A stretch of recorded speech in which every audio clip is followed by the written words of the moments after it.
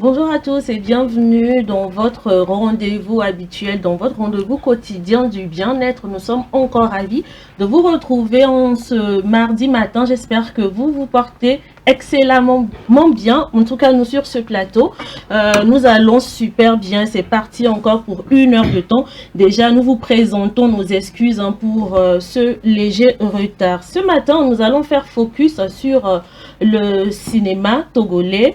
Nous allons recevoir un grand homme du cinéma togolais. Il est réalisateur, il est scénariste, il est producteur et il vient ce matin nous parler de son tout nouveau chef-d'œuvre Mausika. Pour en savoir plus, restez juste scotché à cette émission jusqu'à la fin. En tout cas, il est déjà bien présent sur ce plateau avec moi et bien entendu, il y a mon co-animateur qui est là, ainsi que Marie-Esther. Bonjour à tous. Bonjour, bonjour. Bonjour, Steven. Permettez-moi de saluer d'abord. Vous savez, quand un grand est parmi nous... Ah ouais, voilà. C'est le mission, on te comprend. Alors, bonjour Monsieur Stevina. Bonjour Blanline. Bienvenue dans le plateau du bien-être. Merci. J'espère que vous vous portez bien. Je rends grâce. En tout cas, nous, on aime tout ce que vous faites et nous sommes encore très ravis de découvrir votre nouveau chef-d'œuvre, comme je le disais, Tonton Mausika, qui parle d'ailleurs de ces femmes-là qui ont fait évoluer le secteur économique togolais. Il s'agit bien entendu des Nana Benz. On y reviendra tout à l'heure dans quelques instants avec notre entretien que nous aurons à avoir, bien entendu. Merci. Mais aujourd'hui, nous allons vous séquestrer pour 1 heure de temps.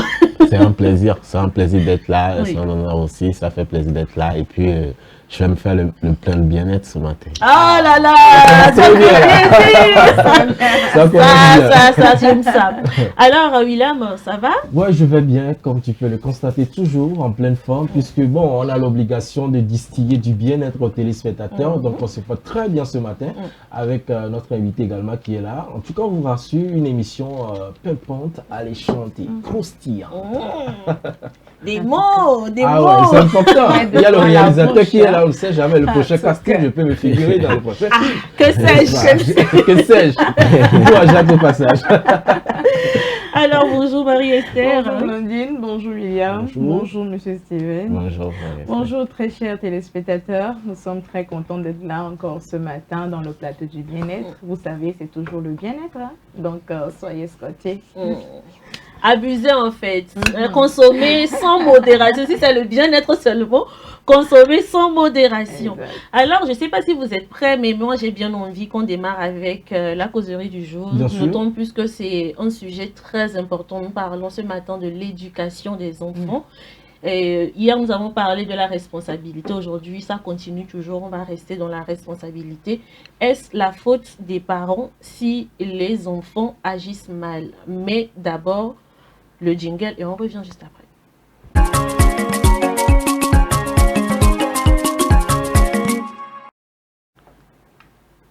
Voilà, je vous le disais, donc aujourd'hui, nous allons discuter de ce sujet-là. Est-ce la faute des parents quand les enfants agissent mal? William? La question, elle est assez dense et sensible à la fois. Je dirais aussi un peu relative parce que, tu l'as dit tout à l'heure, on parle de responsabilité. Bon, si l'enfant agit mal, ce n'est pas forcément la responsabilité du parent. D'accord, ça n'engage que mon avis, d'accord. Et ça peut être également la responsabilité de l'enfant parce que vous savez, les enfants, ils sont inspirés par ce qu'ils voient, ce qu'ils entendent. Et lorsque le papa fait un pas, que ce soit bon ou mauvais, l'enfant rapidement, il copie, il reproduit parce qu'il ne sait pas. Est-ce qu'on est d'accord? Donc, de ce côté, on peut dire que les parents ont une part de responsabilité en ce qui concerne de mauvais comportements, par exemple, ou mauvais agissements au niveau des enfants. Mais de l'autre côté, il faut dire que les parents ne sont pas les seuls responsables. Aujourd'hui, il y a beaucoup d'évolutions, on va dire, dans le monde entier. Voilà, dans plusieurs domaines, on va le dire ici. Aujourd'hui, vous avez un enfant, il grandit déjà au sein d'un environnement, au sein de la famille. Vous lui inculquez des valeurs, d'accord, positives, qui vont donc l'aider plus tard. Mais après, l'enfant va aller à l'école, il va fréquenter, il sera avec des camarades, des amis, ou bien des amis du quartier, il va côtoyer d'autres personnes. Et c'est là où dit les mauvaises compagnies corrompent les bonnes mœurs. Voilà, vous avez mis donc des grains positifs ou des valeurs essentielles dans cet enfant-là, mais après, il peut arriver que l'enfant ait des agissements un peu gauche par rapport aux valeurs que vous leur avez inculquées, et ça, c'est tout à fait normal. C'est pour cela que je dis que les parents ne sont pas les seuls responsables de l'enfant, et parce que après, il va copier des choses qui ne sont pas vraiment bonnes. Donc, il revient à ce parent-là de pouvoir assurer, on ne va pas parler là de responsabilité, mais on va parler de assurer son rôle de père éducateur. Voilà, son rôle d'éducateur en ce moment-là, parce qu'on ne peut pas refuser à l'enfant d'aller à l'école, bien d'aller côtoyer des amis, d'accord, il va copier des bonnes choses, des mauvaises choses. Maintenant, il vous revient donc de faire asseoir votre rôle d'éducateur pour pouvoir discuter avec l'enfant par rapport à telle chose, et je pense que cette proximité-là avec votre enfant lui permettra d'avoir une certaine confiance, de vous dire beaucoup de choses. Oui, j'étais avec tel ami aujourd'hui, papa ou maman, il a fait ci, il a fait ça. C'est à ce moment où vous lui dites que, ah non, on ne fait pas ça, on ne parle pas à telle personne comme ça, on n'insulte pas, on ne fait pas ci, on ne fait pas ça. Qu'est-ce que papa t'a appris, qu'est-ce que maman t'a appris, c'est comme ça on le fait. Et là, je pense qu'à ce côté, on pourrait donc corriger ce qu'on appelle, ce qu'on dit dans ce thème-là, le mal agissement ou bien le mauvais comportement au niveau de l'enfant. Donc, il faut dire que, certes, les responsabilités sont partagées. L'enfant, même étant un enfant aussi, ça part de responsabilité. Parce que quand papa lui dit telle chose, il sait que, ah, il faut respecter les consignes de papa et de maman, tout simplement. Et donc, le parent, lui, il reste toujours en permanence dans son rôle de père éducateur pour pouvoir suivre l'enfant de près et veiller à ce que les valeurs qu'il lui a inculquées dès la base soient donc des valeurs bien enracinées et pour, voilà, qui permettra à l'enfant d'arriver à une certaine maturité et avoir un impact positif dans son entourage. En tout cas, tu as dit à cette chose que j'ai retenu d'essentiel, c'est que oui, les parents éduquent les enfants, mais ça revient aussi aux enfants de pouvoir écouter leurs parents et de faire ce que leurs parents leur disent. Exactement. Voilà. Ok, Marie-Esther, qu'est-ce que tu en penses? Ben, je vais aussi rebondir dans le même sens que Willy en disant que la responsabilité, elle est partagée parce que Willy venait de le dire. Oui, le parent a le devoir et le rôle d'éduquer son enfant, mais l'enfant aussi a cette responsabilité, son devoir d'écouter ses parents, ce que les parents lui disent, ce que les parents lui inculquent.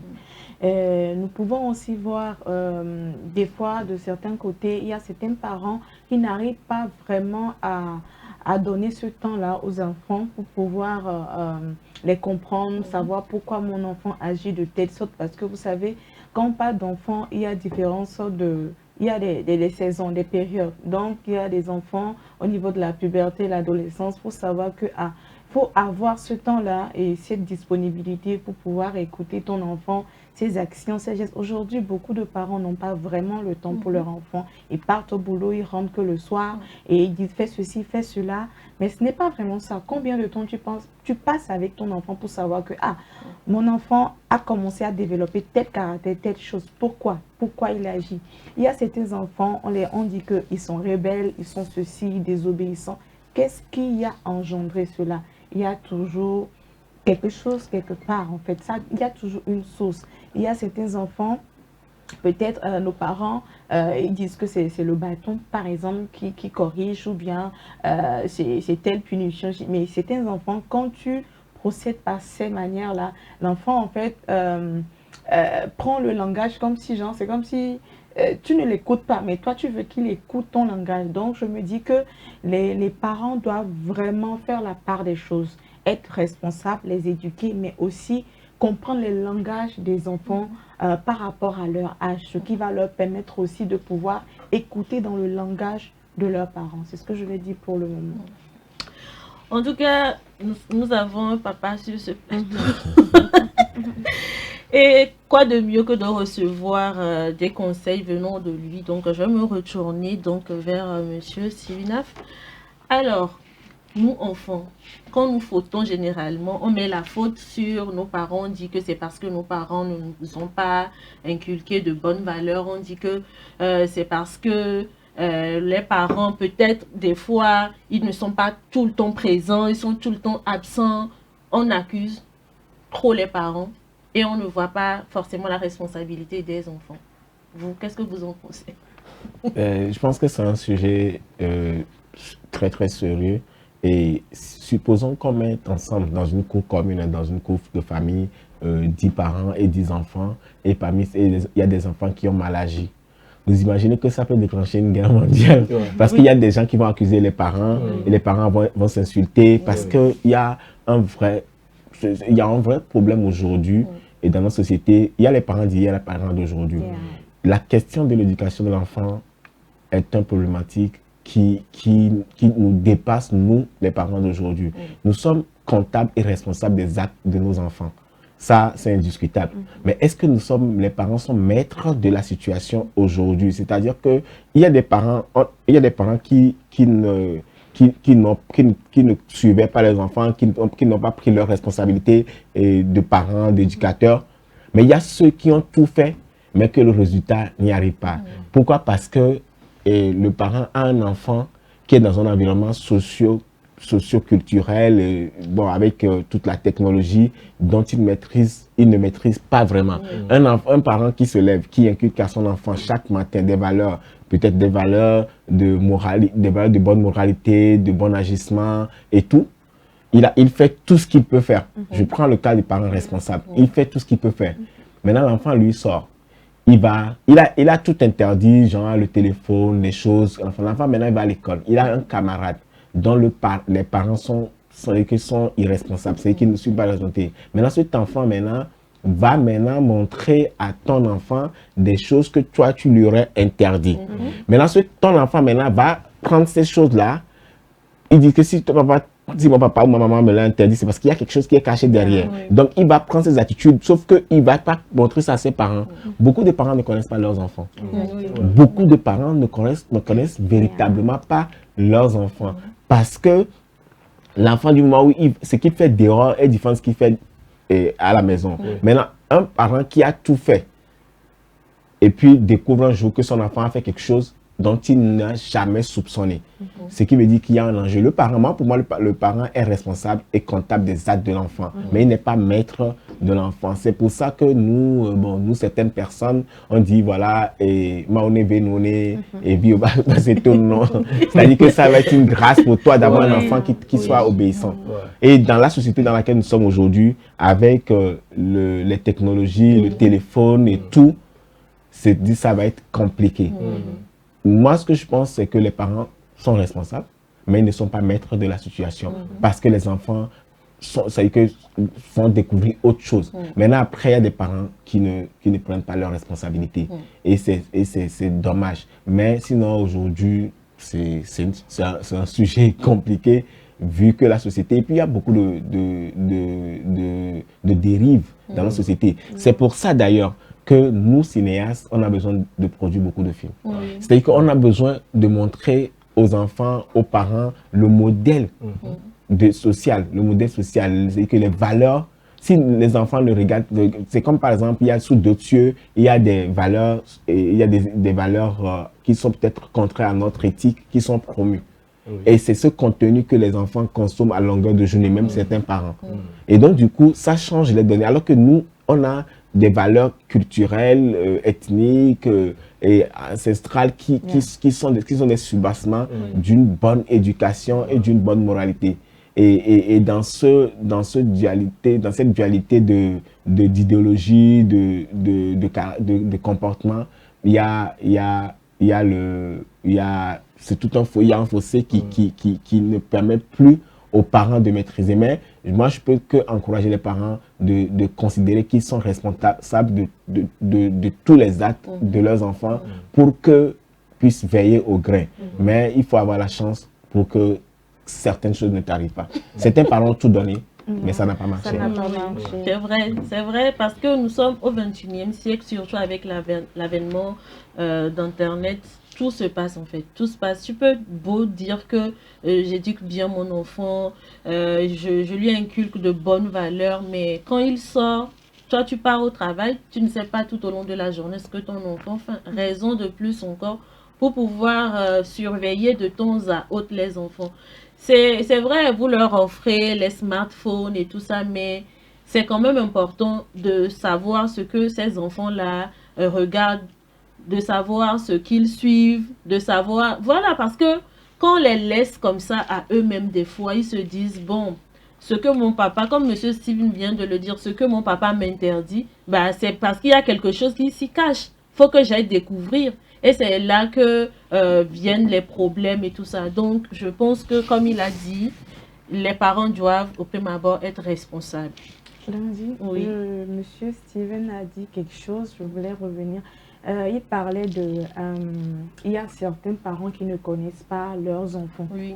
En fait, je pense qu'aujourd'hui, par exemple, c'est vraiment un problème qui est là parce qu'il y a certains enfants qui n'arrivent même pas à parler à leur papa ou bien leur maman parce qu'ils se disent que, bon, j'ai peur de mon père, j'ai peur de ma mère. Et des fois même, tu peux découvrir certaines choses que ton enfant a fait, mais que toi qui vis avec cet enfant dans la même maison, tu ne sais même pas. Ah, c'est mon enfant qui a fait ça. Et quand tu demandes à l'enfant, l'enfant dit non. C'est parce que, bon, papa n'a pas vraiment le temps pour m'écouter. Et puis, l'approche aussi, l'approche de pouvoir permettre cette atmosphère de paix, de douceur, de tendresse pour permettre à cet enfant de pouvoir s'ouvrir, de confiance. Mais il y a certains enfants qui sont terrorisés carrément et ne peuvent même pas parler à leurs parents. Donc vraiment, il faut que les parents qui veulent vraiment prendre ces responsabilités être des modèles pour bien éduquer leurs enfants, qui aient cette simplicité, facilité à pouvoir parler à leur... Je pense que c'est bien dit. Et après, quand vous êtes en train de parler, je pensais à un truc, je regardais deux parents. Je vois quelqu'un qui, dans le quotidien, n'est pas si pénible, et qui a le temps de rentrer, de se reposer, d'être assis, de demander à son enfant de venir s'asseoir de côté, de parler. Et puis, je vois l'autre, dans la journée, a été un calvaire, et que demain même, ça va être compliqué, le jour d'après va être compliqué, et que l'enfant demande, papa, on n'a pas mangé, dit voilà, et c'est autre chose. Donc, c'est compliqué, mais chaque parent doit pouvoir savoir que un enfant mal éduqué coûte très très cher. Ça coûte très cher. Ça coûte très cher dans le futur pour beaucoup de raisons. Qu'il ait créé des dégâts et ça coûte cher. Et qu'il échoue dans sa vie, ça coûte cher. Et donc du coup, ça coûte cher, même pas financièrement, ça coûte cher même la santé. Il y a des enfants qui ont fait que leurs parents sont tombés, ils ont fait des crises cardiaques. Donc je pense que à un moment donné, il faut essayer d'observer son enfant, de savoir qu'est-ce qui a été raté, qu'est-ce qui n'a pas été fait, et de faire que les parents soient surtout à l'écoute des enfants, de les observer et de pouvoir garder en tête que cet enfant, j'ai la responsabilité. Parce qu'après tout, souvent, quand un enfant va faire quelque chose dehors, quand un enfant va aller casser quelque chose dehors, attendez, on ne demande jamais à l'enfant de payer. Hein. C'est le parent qui vient payer, donc on est responsable. Mais malheureusement, aujourd'hui, il y a des enfants, et tu vois, certains parents demandent, est-ce que c'est lui-même, il n'y a que Dieu à Chama. Il n'y a que Dieu à Chama. C'est il est dépassé. C'est pour ça que moi je dis toujours que c'est la grâce. Et aussi, Blondie, par rapport aux interdits, il faut que les parents savent qu'il ne faut pas interdire pour interdire. Quand vous interdisez, expliquez aux enfants. Dites vraiment les choses parce que les enfants sont curieux. Quand tu interdis, tu ne fais pas ça. Il va dire, pourquoi tu me dis, mais dis-le que bon, ça là, c'est comme ça, c'est comme ça. Donc, si tu fais ça, c'est des conséquences que tu vas voir. Donc, je pense que si c'est plus de communication comme cela, ça va... Tu avec des enfants, je n'en disconviens pas. J'ai un enfant, j'ai un garçon, je n'en disconviens pas. Ah, surtout les garçons là. J'ai un garçon, je n'en disconviens pas. Je n'en disconviens pas, mais pourquoi? Et je ne peux pas. Attendez, je dis, mais attends, tu vois un peu là. Et puis il faut savoir que les enfants d'hier que nous avons été ou que nos parents étaient ne sont plus les enfants d'aujourd'hui. Et c'est quelque chose qui est compliqué, très compliqué. Vous arrivez dans les supermarchés, vous voyez un enfant comme ça qui humilie sa mère ou son père. C'est compliqué. C'est compliqué. Et puis parfois, il vous sort certaines idées, certaines phrases. Vous serez étonné, vous posez des questions. Je me dis, c'est des enfants en fait hyper intelligents. Donc vous, en tant que parent, si vous n'êtes pas vraiment vigilant dans la tête, avec une certaine façon de vraiment connaître l'identité de votre enfant et savoir comment l'approcher. C'est la surprise. C'est mort. Et moi, j'élargis pour même parler du côté de l'école également avec les enseignants. Les enseignants d'hier avec leur mentalité d'accord, mais aujourd'hui avec cette jeunesse-là qui vient en fougue, avec ces enfants-là aussi très déterminés, il faut vraiment faire la part des choses pour pouvoir découvrir chaque enfant et le suivre comme il se doit. Sinon, la question de responsabilité, elle est quand même partagée. Donc, il revient donc aux parents, au-delà de tout, de pouvoir assumer son réel rôle, voilà, et de pouvoir veiller à ce que cet enfant, ce projet, bien ce destin-là, puisse s'éclore comme il se doit. Merci pour la conclusion. Il a bien compris. Il a bien compris. Qu'est-ce que je pourrais rajouter de plus? Il a bien compris. Très chers téléspectateurs, c'est donc tout pour la causerie de ce matin. Nous allons marquer une pause et revenir juste après avec l'info du jour.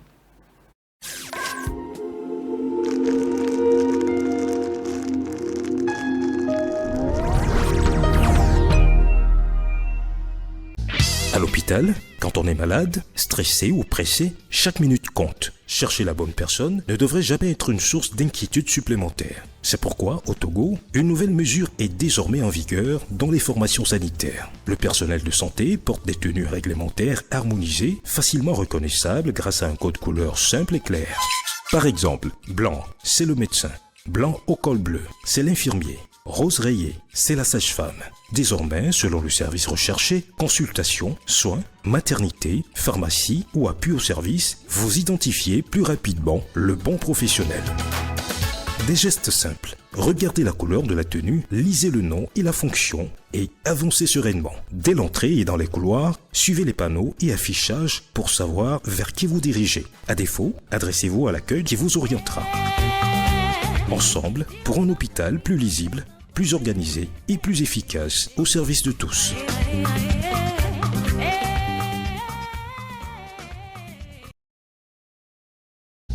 À l'hôpital, quand on est malade, stressé ou pressé, chaque minute compte. Chercher la bonne personne ne devrait jamais être une source d'inquiétude supplémentaire. C'est pourquoi, au Togo, une nouvelle mesure est désormais en vigueur dans les formations sanitaires. Le personnel de santé porte des tenues réglementaires harmonisées, facilement reconnaissables grâce à un code couleur simple et clair.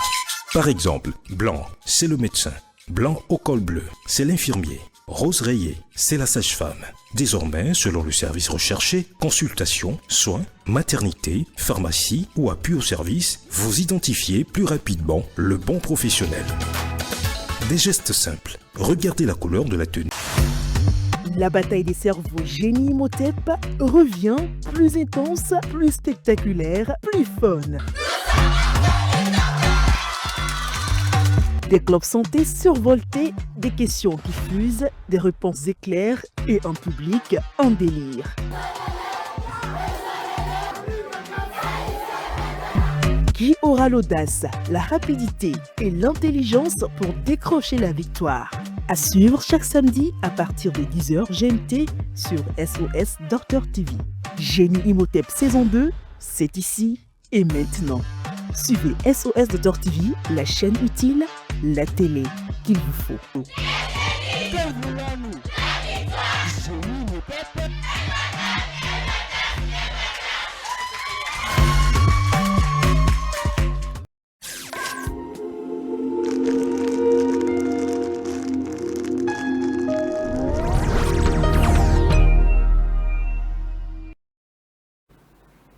Vous êtes sur SOS Docteur TV et dans l'émission Le Plateau du Bien-être. À tout de suite, l'info du jour.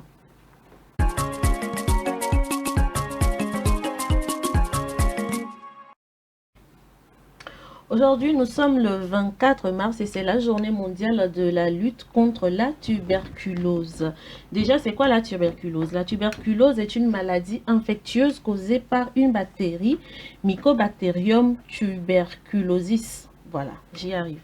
Elle touche surtout les poumons, mais peut aussi affecter d'autres parties du corps. Elle se transmet par l'air lorsqu'une personne infectée tousse ou éternue. Pourquoi cette journée du 24 mars est-elle importante? La tuberculose reste l'une des maladies infectieuses les plus meurtrières dans le monde. Elle touche particulièrement les populations vulnérables. Elle est guérissable et évitable, mais nécessite un dépistage et un traitement adapté. Selon l'OMS, l'Organisation mondiale de la santé, des millions de cas sont encore enregistrés chaque année. Alors, voici donc les objectifs de cette journée. Premièrement, sensibiliser le public aux symptômes, toux persistante, fièvre, perte de poids, etc. Quand vous sentez les symptômes, directement aller à l'hôpital. Encourager le dépistage précoce, promouvoir l'accès au traitement, mobiliser les gouvernements et les acteurs de la santé. Alors, le thème officiel retenu pour cette année 2026 est « Oui, nous pouvons mettre fin à la tuberculose ». Oui, c'est possible. William? Bien sûr, c'est possible de mettre fin à la tuberculose. Il suffit donc de prendre les précautions, comme tu l'as dit tout à l'heure. Et surtout, ce que moi je dis, et ça je l'insiste toujours, c'est de pouvoir consulter un médecin en cas donc de toux peut-être persistante ou de rhume qui continue toujours. L'essentiel, c'est de consulter un médecin tout simplement pour voir ce qui ne va pas. Et après tout, on pourra donc vous prescrire des médicaments ou bien vous prescrire un traitement à suivre pour être totalement débarrassé de ce mal-là. C'est mieux de faire donc de l'automédication, de prendre des médicaments n'importe comment, qui pourront donc faire du mal à vos voies respiratoires. Et puis bon, vous courez un gros danger parce que affaire de tuberculose, c'est pas quand même de la blague, hein. Oui, c'est pas du tout de la blague. Tout ce qui concerne l'appareil respiratoire, les poumons, la gorge et tout ce qui va avec. Donc c'est important qu'en cas de ce genre de situation, c'est vrai qu'aujourd'hui, il peut y avoir par exemple les périodes d'harmattan où il y a assez de poussière, où la gorge est très sèche, où il y a en fait certaines personnes qui développent certaines allergies. L'essentiel en ces moments, c'est de toujours s'approcher d'un médecin pour s'assurer que tout va bien, qu'est-ce qu'il faut faire, prendre des précautions. Et puis bon, je pense qu'on pourrait donc mettre fin à cette maladie du tuberculose là. En tout cas, nos pensées vont ce matin à l'endroit de toutes ces personnes qui luttent vraiment pour que cette maladie quitte leur corps. Je veux parler bien sûr des personnes atteintes de la tuberculose. Beaucoup de courage à ces personnes et à vous qui êtes en train d'entourer ces personnes, de les suivre tous les jours pour aller à l'hôpital et tout, vous les accompagnant. Beaucoup de courage à vous également et n'oubliez pas, vous les accompagnants, c'est très important pour vous de vous protéger. N'oubliez pas de porter les cache-nez quand vous êtes à côté d'une personne atteinte de la tuberculose parce que une simple toux et l'air est infecté et directement ça rentre dans votre organisme. C'est donc tout pour l'info du jour de ce matin. Nous allons y aller, William, avec Génie Motep. Avec Génie Motep, c'est parti.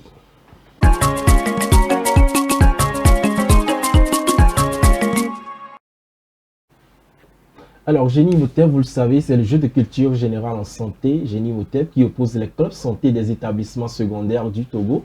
Ça s'est poursuivi donc le samedi dernier au studio Professeur James, où le lycée Avedi et le lycée OMP se sont affrontés dans une épreuve mêlant réflexion, rapidité et travail d'équipe. Une rencontre suivie avec attention, en présence du chef d'inspection de Thiévier, qui est venu soutenir et encourager les participants. Sur le terrain, les échanges ont été très intenses, mais une équipe va rapidement se démarquer. On va suivre les détails dans ce reportage signé Ezekiel Ranlou. Sérieux, concentration et esprit de compétition étaient au rendez-vous pour cette nouvelle étape du jeu Génie Motep. Le lycée Avedi, qui disputait son 5e match sans défaite, faisait face au lycée Noipé. Très vite, les élèves du lycée Avedi prennent le contrôle des échanges. Maîtrise des sujets, enchaînement des réponses et coordination efficace leur permettent de creuser l'écart dès les premières séries de questions. En face, le lycée Noipé montre de la volonté mais éprouve des difficultés à s'imposer face à une équipe bien en place et particulièrement efficace. Au fil de la compétition, l'écart devient de plus en plus important. Le club santé du lycée Avedi confirme sa bonne préparation et sa cohésion en dominant largement les différentes phases du jeu. À l'issue de la rencontre, le score parle de lui-même. 500 points pour le lycée Avedi contre 130 pour le lycée Noépé. Une victoire nette qui traduit une réelle maîtrise des contenus et une organisation efficace. Ce match a été vraiment un match très ambianceux et nous sommes vraiment très fiers d'avoir remporté à nouveau ce 5e match. Nos adversaires étaient des gens aussi qui se sont vraiment bien préparés, mais à la fin, nous avons remporté. Finalement, nous avons décidé de rester parce que nous avons envie de voir de plus en plus les adversaires que nous allons rencontrer pour pouvoir nous mesurer à notre niveau. Et nous espérons aussi prochainement remporter la 6e victoire. Le match a été vraiment très chaud pour nous et on a perdu parce qu'on ne s'est pas bien préparé. On a pu mesurer notre niveau et la prochaine fois, on viendra mieux préparé. Nos adversaires étaient plutôt forts. On a pu se mesurer à leur niveau et on a vu que c'était pas ça. Donc la prochaine fois, on se préparera mieux pour pouvoir faire mieux. Le représentant du directeur régional de l'éducation, le chef d'inspection de Thiéviers, ayant fait le déplacement pour suivre et encourager les apprenants à mesurer l'impact de cette compétition sur le milieu scolaire. Je voudrais tout d'abord remercier le lycée Avedi pour le score brillant qu'il a fait. Et particulièrement, je suis très satisfait de l'ambiance électrique et motivante qui a prévalu tout au long du match. Je viens de l'intérieur et je peux tirer une leçon. C'est que les établissements de Lomé ont une longueur d'avance sur ceux de l'intérieur. Et je m'engage à redoubler d'efforts pour améliorer les activités des clubs santé dans mon expression. Eh bien, ce jeu impacte positivement le cognitif de nos élèves. Vous voyez la rapidité avec laquelle ils répondent aux questions. Déjà, c'est une formation et ça peut les aider dans la vie. Au-delà des résultats, cette confrontation met en lumière l'engagement des élèves autour des questions de santé sexuelle et reproductive, le bien-être et l'importance de ces initiatives dans le milieu scolaire. Le lycée Avedi poursuit ainsi son parcours avec confiance pour son 6e et dernier match de cette 2e saison, soutenu par l'Agence des Nations Unies chargée de la santé sexuelle et reproductive, l'UNFPA. À l'instant, les moments forts donc, de ce match de samedi dernier entre lycée Avedi contre lycée OMP sur un score de 500 voilà, pour lycée Avedi contre 130 pour lycée OMP. Ça n'a pas été du tout facile, donc ouais, c'est pas évident. Ça fait donc 5 victoires pour lycée Avedi qui égalise enfin le record de lycée Tokyo 1, 5 victoires consécutives, ce qui ramène la cagnotte à 375 000 pour lycée Avedi. Donc, qui est toujours en lice pour le 6e match, enfin, ce prochain match qui va venir. Il ne laisse pas la faire. Si le record sera finalement battu avec lycée Avedi, il faut quand même dire que c'est des élèves qui sont très déterminés, qui s'appliquent toujours, qui restent toujours dans leur dynamique de victoire, de pouvoir faire toujours preuve d'excellence dans ce jeu-là, parce que c'est ça aussi Génie Imhotep. Et de l'autre côté, on a quand même vu lycée OMP qui, malgré que c'était un peu difficile dès le début, parce qu'ils ont commencé avec un -10, dès les premières rubriques, donc c'était pas évident. Ils sont restés, je pense, à 0 jusqu'à 110, 0, bien 100, 0, un truc comme ça, avant donc de revenir voilà, avec force et aussi avec l'aide des supporters. C'est vrai, en tout cas, moi je les félicite quand même parce que c'est pas évident. Quand vous rentrez dans une compétition où le grand favori est là, il dit que c'est loi, il y a beaucoup de choses qui vous dérangent, mais bon, ils ont su quand même tenir tête face à lycée Avedi. Donc c'est une question d'expérience. On vient toujours pour apprendre à Génie Imhotep, c'est ça aussi, rassembler ces jeunes et leur permettre d'avoir des connaissances en santé et et surtout dans beaucoup de personnes, beaucoup de domaines, j'allais dire. Alors, Monsieur Steven Haff, un avis par rapport donc, à cette émission Génie Imhotep? Moi, je pense que c'est ce dont on a besoin. Je ne sais pas, souvent, je me dis que je suis de l'ancienne école. Je suis désolé qu'aujourd'hui, il n'y a plus de clubs de théâtre, de culture générale. Je pense qu'on a besoin de ramener ces genres d'initiatives à l'école. Il faudrait que les enfants soient plus motivés vers ce jeu. Je pense qu'il faut faire perdurer ce jeu, cette émission, afin que toutes les écoles et lycées du pays puissent participer et faire en sorte que les enfants soient intéressés et surtout que ceux qui c'est que les parents surtout encouragent les enfants. Moi, je pense que c'est nécessaire. Et c'est une très bonne initiative. Les gens, souvent, les jeunes qui me demandent souvent, ah, monsieur Steven, nous, on veut devenir comme vous. Mais je dis, moi, quand j'avais votre âge, même si j'étais un peu turbulent, agité, il y avait des choses pour lesquelles j'avais de l'intérêt. J'avais de l'intérêt pour des choses. Et c'est pour ça que je suis autodidacte, mais j'ai commencé très tôt à être réalisateur. Très tôt. Alors qu'à l'époque, il n'y avait pas la technologie, il n'y avait pas Internet et tout. Mais pourquoi? Parce que à un moment donné, moi, je me suis adonné à la recherche. Si je prends par exemple, j'ai passé une année entière, parce qu'on était dans les années de grève, à faire que de la bibliothèque. À aller que en bibliothèque. Je me rappelle bien la bibliothèque municipale de Thiévier. J'allais tout le temps à la bibliothèque et c'est là-bas qu'est venue pour moi la passion de l'écriture et dramatique. Donc, voyez un peu.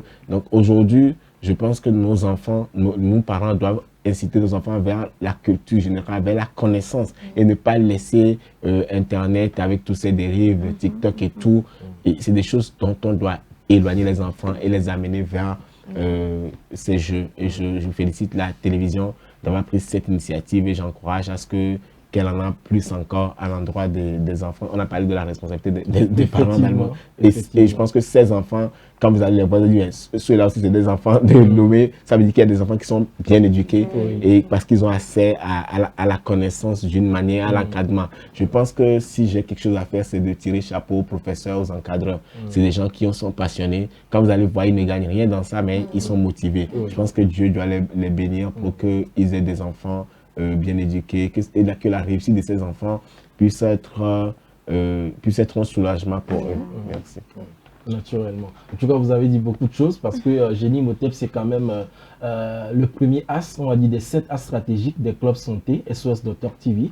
Parce que l'objectif, c'est d'avoir un club santé dans chaque établissement du Togo qui a déjà commencé, ça fait déjà plus de 2 ans. Donc, cette émission-là, c'est juste une partie du premier axe des 7 as stratégiques des clubs santé. Il y a également d'autres. Vous avez parlé de l'exemple de ce jeune-là qui dit qu'il veut vous ressembler, naturellement. Et ça fait partie de l'axe 6. On parle de leadership, mentorat, également coaching. Donc je suis disponible pour faire les avec plaisir. La 6. Voilà. Moi, je suis très disponible à chaque fois que vous aurez besoin de moi pour parler aux plus jeunes que moi, partager de l'expérience, que ce soit en plateau, sur le terrain. Et je vais aménager mon calendrier pour y être. Parce que moi, je pense qu'il faut qu'on parle aux plus jeunes. Et arriver à un niveau aujourd'hui, il faut qu'on partage nos success stories. Souvent, les enfants, ils disent qu'ils veulent ressembler à Elon Musk. Mais Elon Musk est dans un environnement qui n'est pas le mien, qui n'est nôtre. Et personne ne lui ressemblera au final. Mais pourquoi ne pas chercher à ressembler à des gens plus proches de nous? Et c'est ça qui est important. Et c'est à nous de partager. Donc, je pense que s'il y a dans votre programme un axe qui permet à moi de faire du mentorat, de faire du partage d'expérience, toutes les fois où ce sera nécessaire, ce sera avec un plaisir. Merci. Les enfants applaudissent à la maison.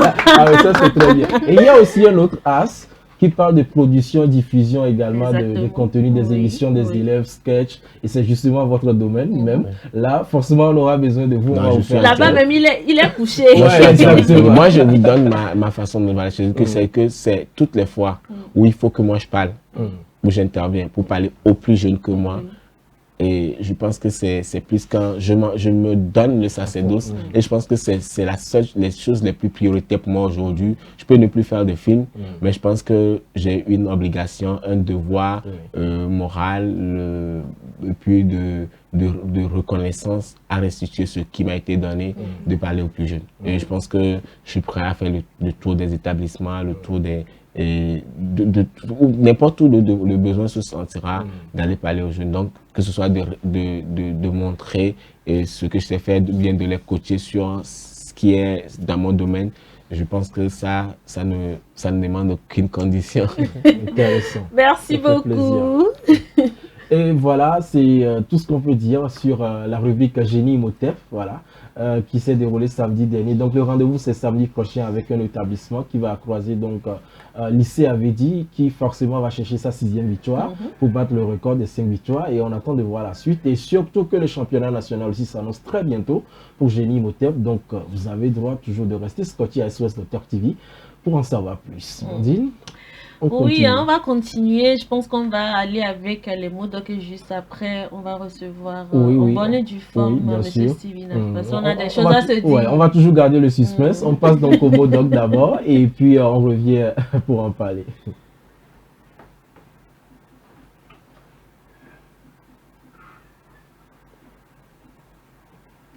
Bon, peut-être que les mots doc, c'est pas encore près de l'autre côté. Je sais pas si c'est bon, on peut y aller.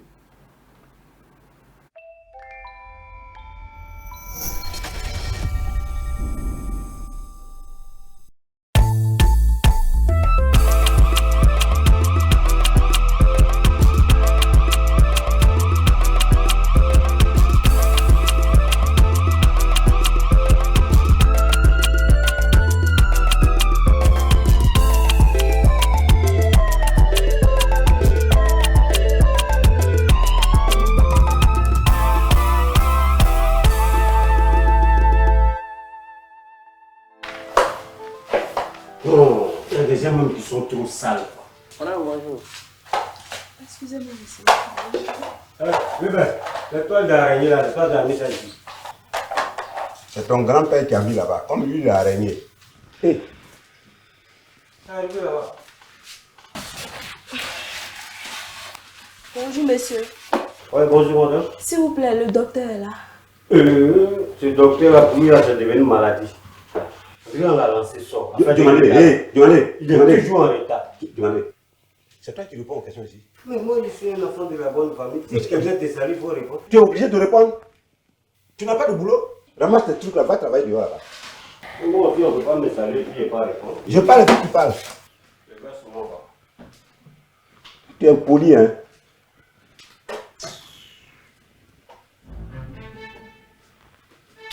Les impolis comme toi, moi je les gère ici en détail. Bonjour, monsieur. Bonjour, monsieur.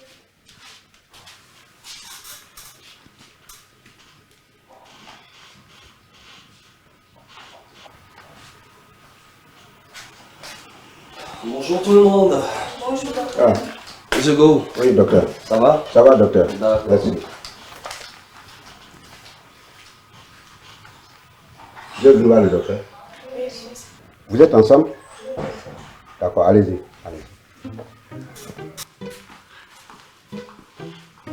Mais monsieur, qu'est-ce qu'il y a? Ça là m'ont trouvé ici. Et alors?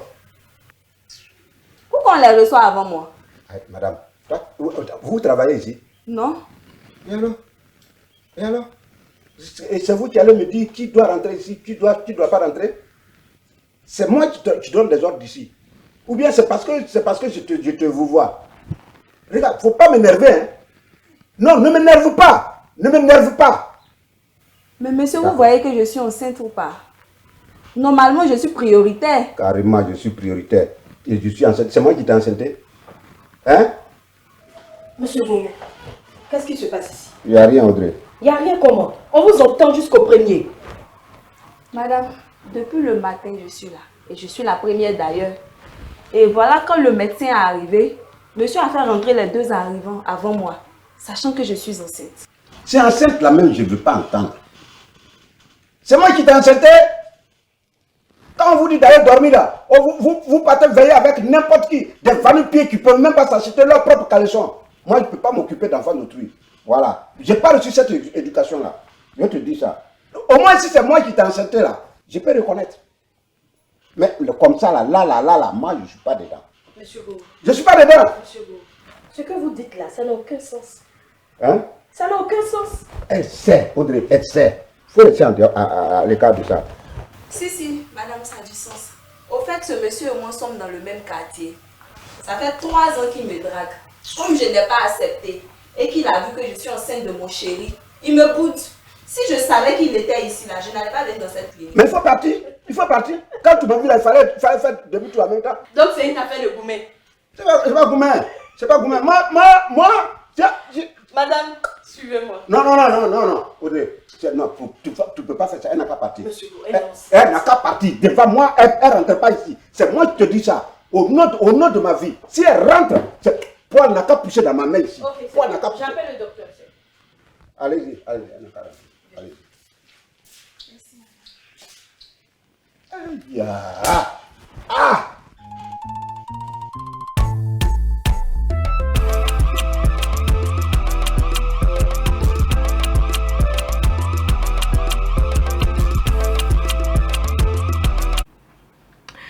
Voilà les mots doc de cette semaine. Le thème, c'est le rancunier.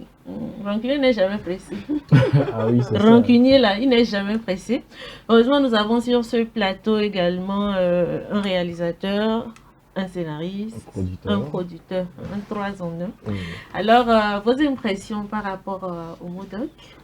Je trouve que c'est original. C'est original et je pense aussi que entre divertissement et un peu de réalité, et je pense aussi que c'est pour une chaîne comme SOS de TV, je pense que c'est des contenus qui font sa particularité que l'audience va pouvoir apprécier. Et puis après la réalisation, c'est bien. Et puis c'est Gourou quand même. Ouais, effectivement. C'est un maître. C'est un maître du jeu. Donc moi j'ai bien aimé. J'ai bien aimé et je trouve que c'est bien. Voilà, c'est tout pour les mots doc de ce matin. Nous allons marquer une courte pause et revenir juste recevoir notre invité du jour.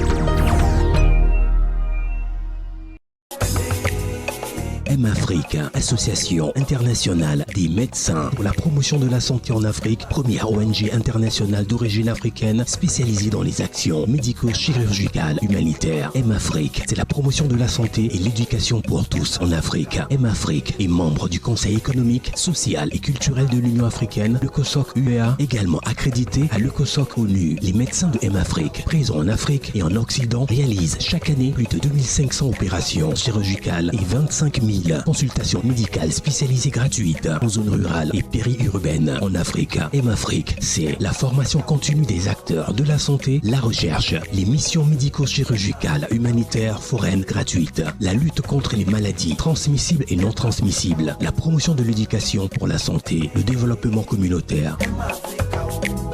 M-Afrique, une nouvelle vision de la solidarité africaine. M-Afrique, c'est amener l'hôpital vers les populations rurales et vulnérables.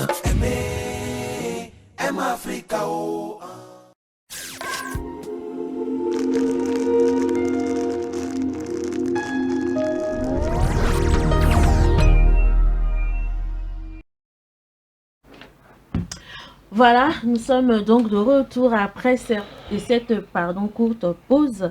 Nous allons poursuivre avec notre invité du jour, mais avant, nous allons jouer la bande-annonce. Bien sûr. Voilà, la bande-annonce, et puis on revient juste après.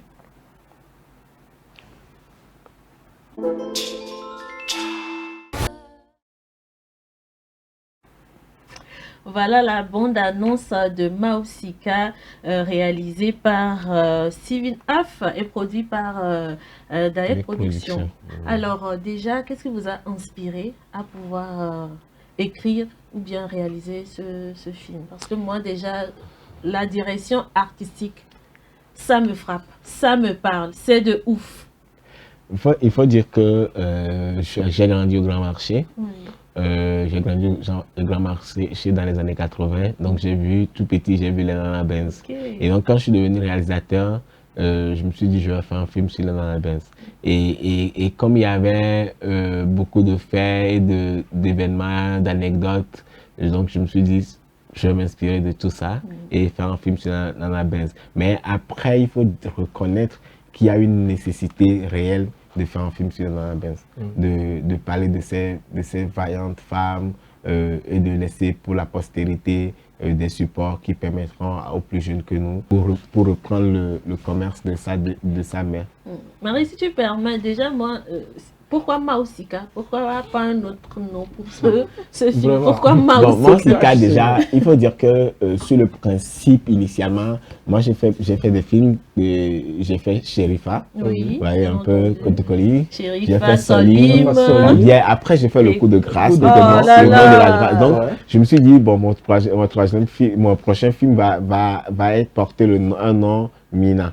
Et puis avoir beaucoup de noms comme C'est l'homme, C'est Fakor et tout, Yassika. Mais au même moment, il fallait trouver le nom aussi marketing, le nom qui est vendeur aussi. Parce qu'il faut vendre un produit par son nom. Mais aussi le scénario, l'histoire, c'est quand même, je dis Mausika, c'est un trésor de Dieu. La fille, même en soi, selon son histoire, c'est un trésor de Dieu.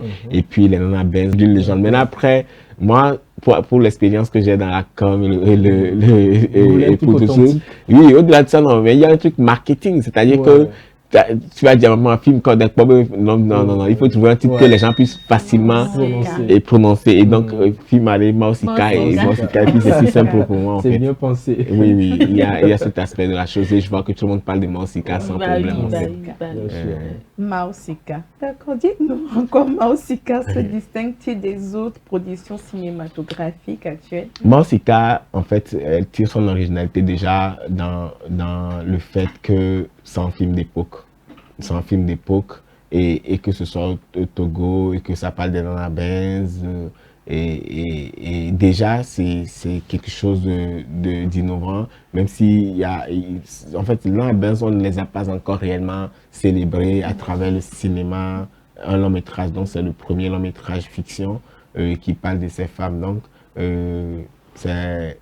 c'est déjà quelque chose d'original. Maintenant, après, le scénario, pour moi, elle est originale aussi.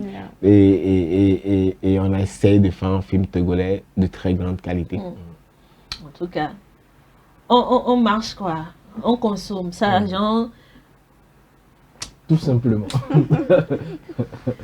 En tout cas, on va revenir dessus. Bien sûr. Déjà, moi, ça m'intéresse de savoir les thèmes que vous avez eu à aborder dans le film et pourquoi ces thèmes sont si importants pour vous. Le thème principal de ce film, c'est la transmission de l'héritage. Vous savez, aujourd'hui, l'héritage de Nana Benz est en train de mourir. Je dis souvent que si rien n'est fait d'ici 5 ans, il n'y aura plus aucune trace de Nana Benz au Togo. Et donc, du coup, je me dis, je vais travailler sur la transmission de l'héritage. Et donc, c'est le thème principal qui a été abordé. Maintenant, après, la trahison, la confiance, il y a d'autres thèmes, mais c'est principalement sur l'héritage et comment pouvoir transmettre comment on appelle son héritage à sa progéniture et qu'elle se fasse dans la sérénité, ce qui n'est pas évident, et comment on reprend le flambeau, parce que beaucoup n'ont pas repris le flambeau, c'est pour ça que les Nana Benz n'ont pas perduré. Donc je pense vraiment que c'est la nécessité d'aborder centralement ce thème. Maintenant, après, il y a eu les nœuds dramatiques secondaires, la confiance, la trahison, et puis beaucoup d'autres choses, les secrets cachés. Exactement. Alors déjà, quand on parle de Nana Benz, c'est quand même une histoire qui accroche beaucoup de personnes. Je voudrais savoir quels sont les types d'émotions que vous voulez réellement provoquer chez les téléspectateurs, en fait, ceux qui auront à visionner ce film. Oui, ceux qui vont regarder le film, c'est d'abord beaucoup de questionnements. C'est-à-dire que le film va faire réfléchir, parce qu'il y a des questionnements. On va se demander... en fait, on va se retrouver dans l'histoire. C'est une histoire authentiquement togolaise et c'est une histoire qui nous parle. Et donc, du coup, les gens vont se retrouver, les gens vont se poser des questions sur les choix qu'ils font, les décisions qu'ils ont prises et le manque de vigilance à un certain moment. Et puis après, je vais faire en sorte que ce film puisse donner, au-delà de tout, un sentiment de fierté et d'être togolais et de voir un film togolais bien fait. Intéressant. Mausika, on peut voir que c'est vraiment du lourd. Alors, quels sont les défis que vous avez rencontrés lors de la réalisation? Le premier défi, comme tout le monde peut le savoir, c'est l'argent. Hein.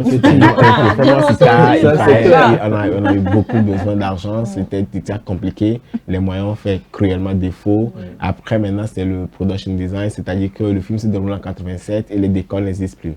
Le marché, les maisons, donc il fallait recréer les choses. Travailler sur un certain nombre d'éléments pour que le film puisse ressembler vraiment à un film des années 87 et qu'on évite beaucoup d'anachronismes. Donc, les difficultés étaient surtout sur le décor, les accessoires. Et à ce niveau, il nous a fallu un peu de système D et pour pouvoir sortir le grand jeu. Intéressant. En tout cas, je suis franchement, non mais je suis épatée, je suis éblouie. Franchement, la direction artistique, quand j'ai regardé la bande-annonce déjà, je me suis dit, wouh, ça a quand même pris vraiment beaucoup de temps, non seulement le temps, mais beaucoup de réflexion pour pouvoir réaliser ça. En tout cas, on consomme, et je pense que certains Togolais ont déjà consommé le week-end dernier. Oui, c'était l'avant-première. L'avant-première, et maintenant, nous avons la grande première qui s'annonce. Le samedi prochain, le samedi 28 mars, au Grand Reste, ce sera chaud. Ça va être chaud. Bon, donnez-nous une bonne raison pour pouvoir être là. Non, en fait, le samedi prochain, il faut être là où l'histoire se raconte, là où l'histoire s'écrit. Et dans la vie, et nous, dans la meilleure retour, on va te faire un scénario au béo. Nous, dans la meilleure retour, nous, on va au béo. On ne va pas dire, tu as une fois regardé Monsika, dit, ah, Monsika, non, il faut que tu aies regardé Monsika. La première raison, c'est que, déjà, c'est un film togolais. Il faut y aller par patriotisme. On soit à 15 000, c'est 10 000 et 15 000. Les billets sont disponibles devant le Grand Reste ou dans les agences Canal+. 10 000, 15 000. Oui. Je pense que ça peut aller. C'est léger. Non, quand tu connais le budget du film, effectivement. C'est rien. C'est cadeau, quoi. Et puis le concept du film également. Moi, je voudrais poser une question par rapport au casting. Comment se fait le casting? On a retrouvé le doyen, Beno Sanvi, les anciens. Comment vous êtes basé pour le casting? Oui, pour un film, sur un film aussi ambitieux, il fallait sur des acteurs expérimentés. Il faut que le film ait du réalisme. Et je pense que c'est ce que ceux qui sont venus le samedi passé à l'avant-première ont apprécié. Et il fallait faire de très bons choix. Les passes sont à 10 000 et à 15 000 francs et on peut les retrouver au Grand Reste. Oui. On peut les retrouver dans les kiosques Canal+. Oui. Ou appeler 97 22 17 17. Le 97 22 17 17 ou le 90 02 83 63. Les livraisons sont gratuites. Parfait. Encore mieux. Alors, merci beaucoup, Monsieur Steven Aff, d'être passé dans cette émission. Nous tendons comme ça vers la fin de cette émission et surtout de cet entretien-là. Est-ce que vous auriez des mots de fin à l'endroit de nos chers téléspectateurs? Oui, moi, je pense que ce que je peux dire aux gens, nous sommes sur SOS Docteur TV et c'est la santé. Je pense que prenons soin de nous, prenons soin de notre santé, surtout la santé mentale. Voilà une raison encore pour venir regarder et Monsika pour se divertir, mais prenez soin de vous, prenez soin de notre santé, de ce que nous mangeons, d'éviter les stress parce que rien ne vaut la santé et que Dieu garde chacun de nous en très bonne santé. Et merci aussi à SOS Docteur TV pour ce travail qui est en train d'être fait et toute cette pédagogie, toutes ces émissions instructives, tout ce qui s'est fait. Et je pense que c'est pas si simple. Et je vous dis beaucoup de courage. Et je profite aussi pour remercier le professeur Dr Kodom et qui n'arrête jamais de soutenir toutes les initiatives des jeunes et culturels qui avec la télévision, qui aussi soutient, avec la télévision, avec son soutien personnel pour la sortie de Monsika. Je dis merci au docteur, je dis merci à toute l'équipe de SOS Docteur TV. Merci beaucoup. Merci beaucoup. Félicitations à vous encore. Voilà, on va se retrouver tous ensemble du côté du Grand Reste de Lomé le 28, c'est-à-dire ce samedi. Et le tapis rouge sera déroulé. Mettez-vous sur votre entourage, s'il vous plaît. Merci beaucoup, Monsieur Steven Aff. Merci également à vous, chers collègues. Merci à l'équipe technique du jour. Merci à vous, très chers téléspectateurs, d'avoir été des nôtres. Rendez-vous est donc près du côté du Grand Reste de Lomé, je le répète encore, le 28 mars 2026. Et les tickets sont en vente au Grand Reste de Lomé, dans les kiosques Canal+. Et puis, voilà, consommer sans modération. Merci. Ça nous appartient. C'est notre propre production. C'est le Togo qui gagne, en fait. Donc, venez soutenir ce projet-là. Bon, on se dit à demain, parce que demain, nous serons encore là pour vous accompagner durant 1 heure de temps dans la matinée. Donc, prenez soin de vous et à demain. Merci.